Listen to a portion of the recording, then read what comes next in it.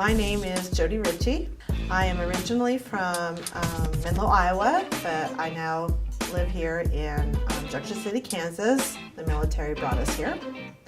My job at Junction City High School is I am a secretary for the vocal music department, and I am also an assistant director with the marching band, and I help with the flag line, which is also sometimes called the auxiliary. I was on a flag line when I was in high school. Flag line has changed tremendously since when I was on it, but I did it for 4 years at my local high school, and I was the captain of our team. So I got here, and at first I didn't do it, and then I started watching, and they needed some leadership and guidance. Previously, before me, the coach was somebody from another area, so she couldn't dedicate as much time with the team. So I just talked with Mr. Taylor and became a member of the team here, and we have grown since then.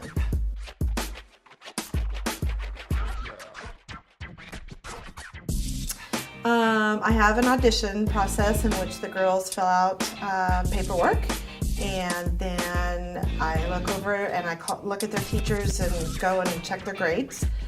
They have to come and learn a routine. They have a week to learn the routine and the fundamentals. And then on Friday, they go in front of band director, Mr. Taylor, and the other band director, Miss Rooster, and myself, and perform the routine.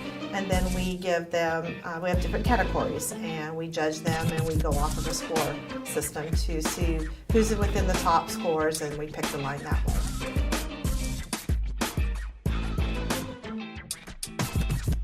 I have a leadership team. This year I have 2 girls. It depends on the number of girls on the squad on how many I pick each year for my leadership. I usually have one top girl that knows what she's doing and everything, and then I have other girls beneath her that help guide and with the team. This year I have Elishama and I have Ebony. So.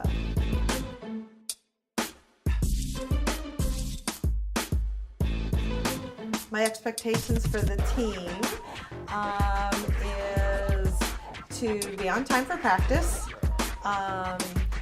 to know their routine, to work hard, to practice at home, and to have a good time. And I hope that the girls become a family and get along really good, and we get to do other fun things besides just practice.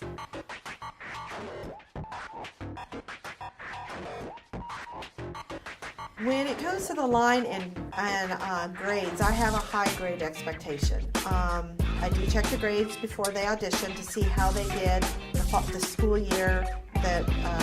So for instance, this coming April of the school year when I do auditions, I will check their first semester grades to see how they did, and then I will see how their current grades are at that time. If I see that somebody failed several classes, no matter what their score was in the audition, the grades will override and they cannot make the team. You have to be passing 5 classes the previous semester in order to audition. But if I see somebody who, especially when I look back and it's not that they failed due to having problems in the class, they failed due to they didn't turn the work in. So that's showing me they can't handle another thing in their life. If they can't turn their work in and then they're going to put something in that requires a lot of practices, they're not going to be able to turn their work in either. So I don't want to set the rest of the team up for we have this many girls, we're getting ready to go to competition, and now Susie Q can't go because her grades are so low, and we had an effect here where the colors went red, white, blue, red, white, blue. Now we've got red, white, blue, blue, white, and it doesn't work because that girl didn't go. Or we have tosses where we throw flags to each other and this girl doesn't have a partner anymore. So I'm very strict on grades, and I look at them before I let the girls get on the team.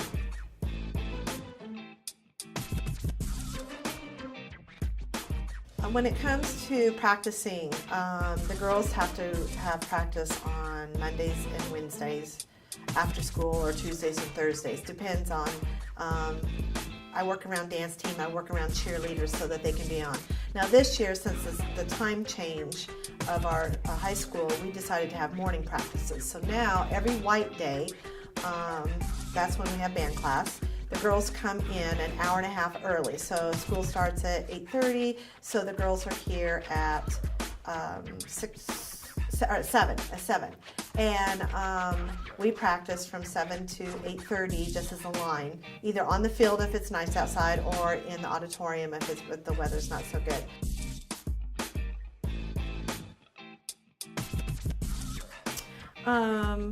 Besides practicing, when we're trying to become one unit and be a family and get along, usually after auditions and we make the team, I have a bowling time where we all go to the bowling alley here in town, and we go bowling, and we have pizza, and we usually start at Sonic and get something to drink, and then we go bowling.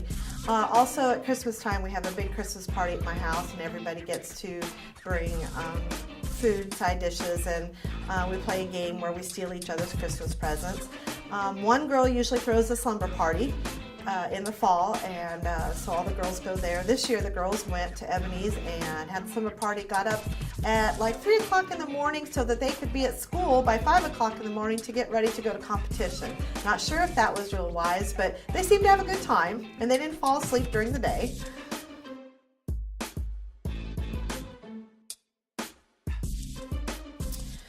The routines are made up kind of on a cooperative type event here, where I usually rely on my officers' leadership team to make it up. Sometimes we get a little behind and it's like, okay, they've taught that much, we can move on. And so if the girls are standing there and come up with an idea and we like it, we'll throw their ideas in. So I like the leadership to have as much of it taught or made up before they come, but if that doesn't work out, then we let the other girls throw ideas in there, and then sometimes it just makes it a more well-rounded show, because one or two people can really run out of ideas, and then you start seeing yourself repeat the same thing over and over again, and it looks the same. So when you have other people put in new ideas, it's like, oh wow. And sometimes I say, here's the music, play with your flag, I'm just going to watch. And then I say, oh, Brittany, I like that. How did you do that? And of course their first response always is, I don't know what I did. And we have to figure out what they just did. So that's kind of how we make up the routines.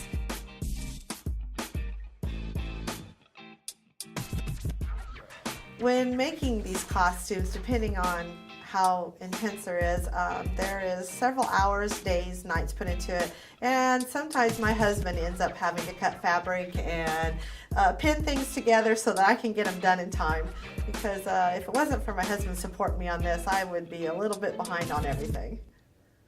I enjoy when it comes to making the costumes, I enjoy making them, but I get very stressed out because I'm not sure if they're going to fit them, and then I'm not sure if they're even going to work. So, but in the long run, it pays off to do it.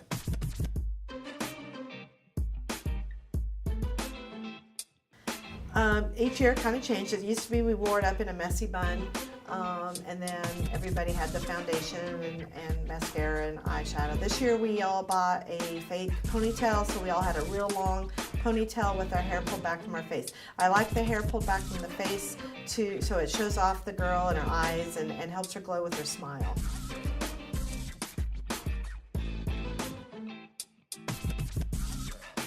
This year we were going to go to New Orleans, but there were some problems with the football game, so we moved our performance to Texas, so we're going to the Alamo Bowl.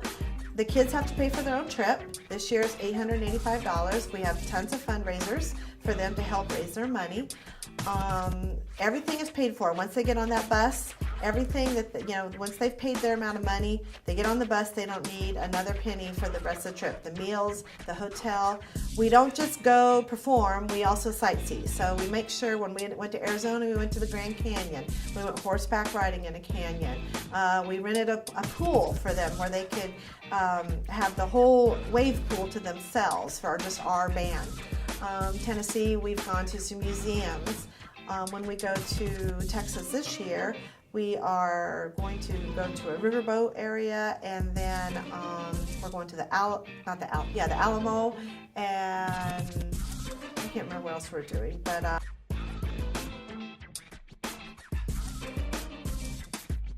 so when you're thinking of behind the scenes, there is a lot of stuff that goes on. besides making the costumes, Mr. Taylor writing the drill. It takes him all summer to write the drill. Then he has to present the drill to the flag line. This is what I want you to do. Then we take that drill and we tweak it and make it work for us with our routines and making sure we don't run into the band. So when he gives us, Mr. Taylor is just telling us where he wants us to stand and where he wants us to march to. Once we figure that out, we have to figure out what we're going to do with the flags, what color of flags we're going to use, and do we need to purchase more flags. When purchasing our flags, they are pretty expensive. One new flag can be anywhere from $30 to $45, so clear up to $60 for one flag, and that doesn't include the pole. So we try to get one new flag every year so that we can just put a new color up, and then we retire some in the cases, wait a few years, and then we pull some old ones out, and it just makes the show look a little different every year by pulling all these different colored flags out.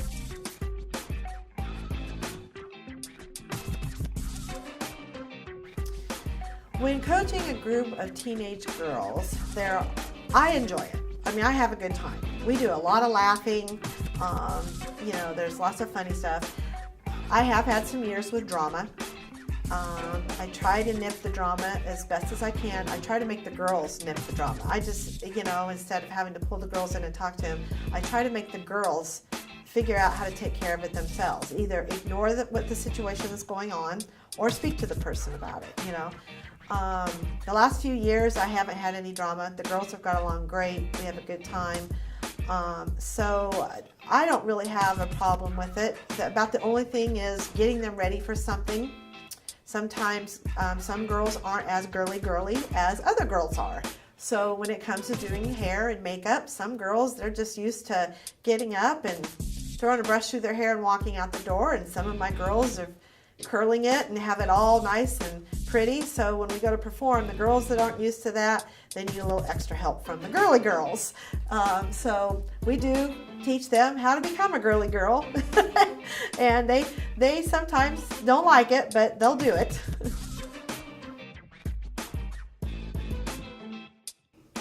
So when I look at this group of kids, I would say I love being a part of Flagline because it's a very successful program.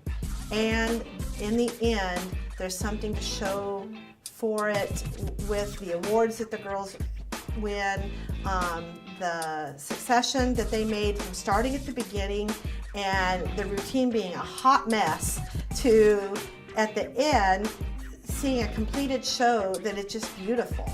The challenge with me, I think it's a challenge that I enjoy. What am I going to do this year? And I love the challenge. The girls challenge me. And in the end, we have a successful show. Every year we have a successful show. So I enjoy the challenge. I enjoy the girls. They are like having a whole bunch of daughters. And they come to me with their problems. And I tell them just like a mom. And then they say, that's what my mom said. And I'm like, I know. So, that you're not going to get a different answer out of me because I'm a mom too. So I really enjoy working with them, working with the adults that are part of the band, and it makes me feel like I succeeded in helping these girls with their life skills along with it, where they learn a lot of life skills to be punctual, to be responsible, to get along with people, maybe people you don't even hang out with normally, but they're a group of people that you associate with a different event.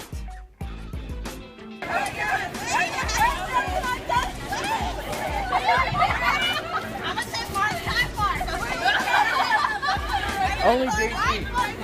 Move out the way, please. Okay. 1, 2, 3, 4, 5, 6, 7, 8.